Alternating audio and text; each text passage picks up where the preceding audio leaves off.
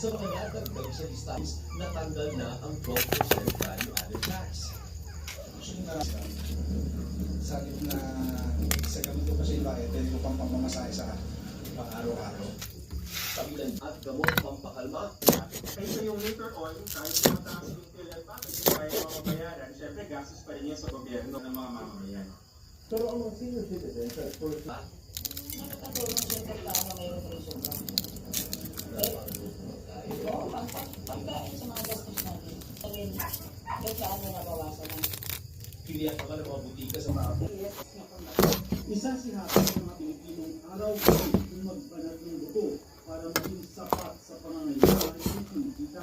Ayon sa federal ito, yung parang ng Pebrero 2024 na nasa 3.5%. Ayon sa Industria 3.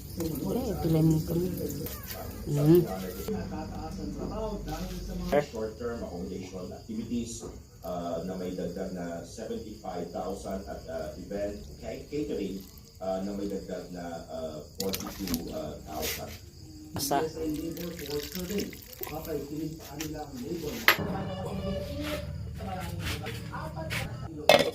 Maging magiging na kanila laban sa walang maalinsang ang 71 straight.